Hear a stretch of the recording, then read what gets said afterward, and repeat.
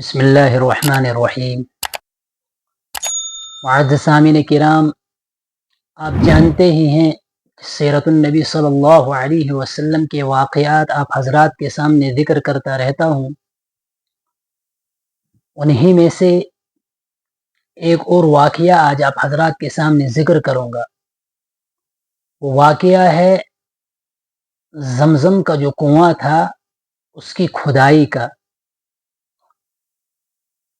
کہ جب حضرت اسماعیل علیہ السلام اور حضرت ہاجرہ علیہ السلام کا واقعہ پیش آیا، اس کے بعد جو زمزم کا کنواں وہاں پر نکلا تو حضرت ہاجرہ اور حضرت اسماعیل علیہ السلام وہیں پر رہنے لگے۔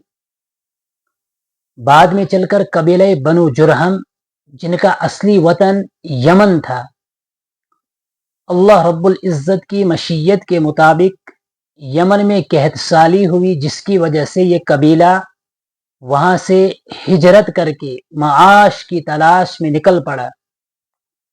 چلتے چلتے جب مکہ کے قریب پہنچے تو وہاں پر حضرت اسماعیل علیہ السلام اور حضرت ہاجرہ علیہ السلام کے ساتھ ملاقات ہوئی۔ ملاقات ہونے کے بعد ان کو یہ جگہ پسند آ گئی، انہوں نے یہیں پر بسنے کا ارادہ کر لیا، یہیں پر رہنے کا ارادہ کر لیا۔ چنانچہ وہ قبیلہ یہیں پر بسا، یہیں پر آباد ہوا۔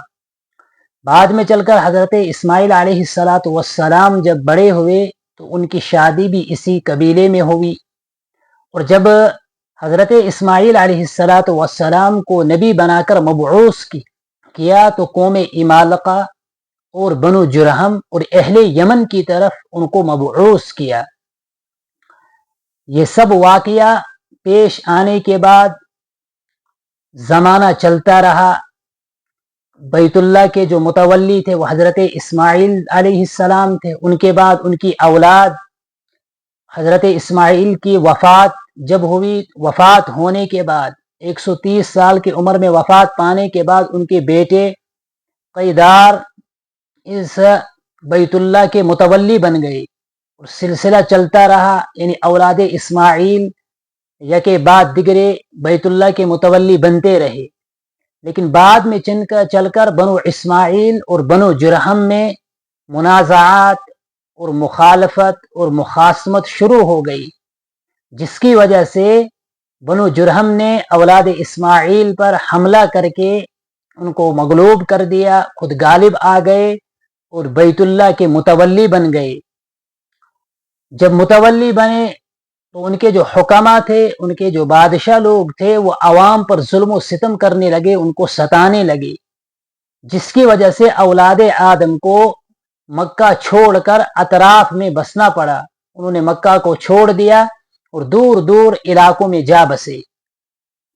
لیکن جب ان کی بدماشیاں، ان کے ظلم و ستم، فسق و فجور اور بیت اللہ کی بے حرمتی کی انتہا ہو گئی تو اس وقت عرب کے جتنے بھی قبائل اطراف میں تھے ان سب نے مشورہ کر کے ان پر حملہ کیا اور ان کو یہاں سے جانے پر مجبور کیا، اور چنانچہ یہ یہاں سے مجبوراً نکل پڑے، اور اولاد اسماعیل آ کر پھر یہیں پر آباد ہو گئے۔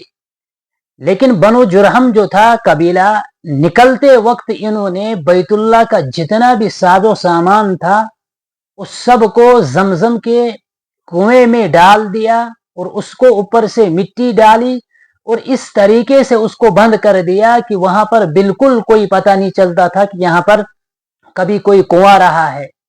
ایسے کوئی بھی علامت وہاں پر ظاہر نہیں تھی کہ یہاں پر بھی کنواں ہو سکتا تھا یا نہیں۔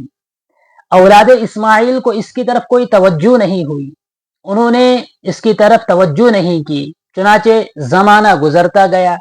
چلتے چلتے جب مکہ کی بھاگ دوڑ عبد المطلب کے ہاتھ میں آئی تو اس وقت عبد المطلب کو اللہ رب العزت کی طرف سے اشارہ ہوا، اللہ کے حکم سے خواب میں ان کو بتلایا گیا کہ فلاں جگہ وہ کنواں ہے، اس کی کھدائی کرو۔ چنانچہ عبد المطلب بیان کرتے ہیں کہ میں حتیم میں ایک مرتبہ سویا تھا تو مجھے خواب میں آ کر ایک شخص نے بتلایا کہ احفر برتا، برہ کی کھدائی کرو۔ میں نے ان سے دریافت کیا کہ یہ برہ کیا چیز ہے، تو انہوں نے کچھ نہیں کہا بلکہ وہ اٹھے اور اٹھ کر چلے گئے۔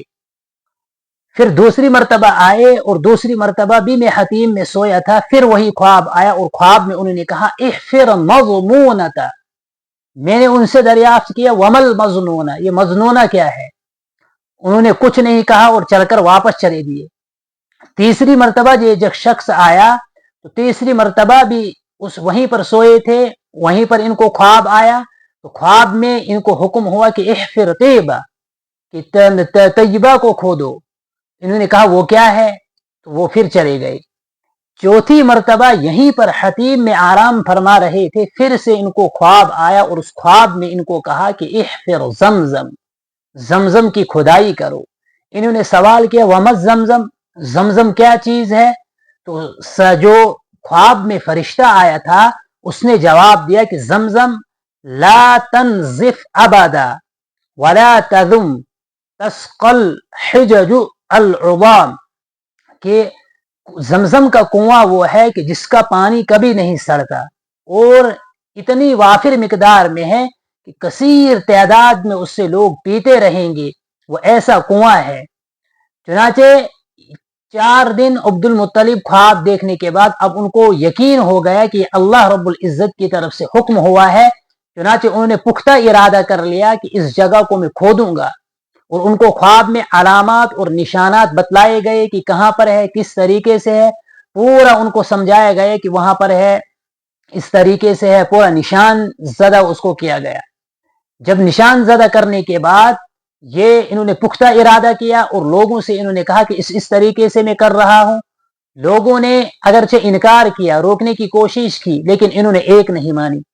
انہوں نے اپنے بڑے بیٹے حارث کو ساتھ لیا اور لے کر خود کھودتے تھے۔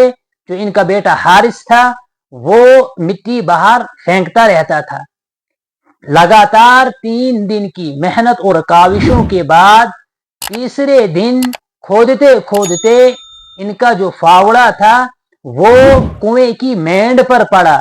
جب کنویں کی مینڈ پر پڑا تو اس وقت حضرت عبد المطلب جو تھے انہوں نے چیخ کر کہا کہ یہی تو اسماعیل علیہ السلام کا کنواں ہے۔ چنانچہ انہوں نے اس کنویں کو کھود کر اس کی صفائی کی اور اس کے ارد گرد چھوٹے چھوٹے حوض لوگوں کے لیے بنائے، اور اس میں سے پھر حاجیوں کو پانی پلاتے تھے، لوگ اس میں سے پانی پیتے تھے۔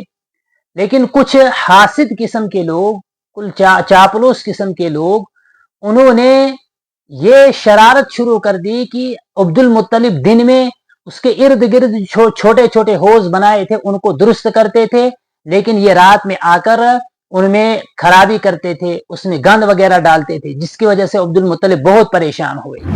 تو انہوں نے اللہ سے دعا کی کہ اللہ اس طریقے سے ہے، تو ان کو الہام کے طور پر بتایا گیا کہ اب اللہ سے یہ دعا کرو اللہم انی لا حل لمغتسل، میں اس کو اے اللہ میں اس کو نہانے والوں کے لیے، غسل کرنے والوں کے لیے حلال نہیں کرتا ہوں، ولیکن ہی لشارب حل، یہ صرف اور صرف پینے والوں کے لیے حلال ہے۔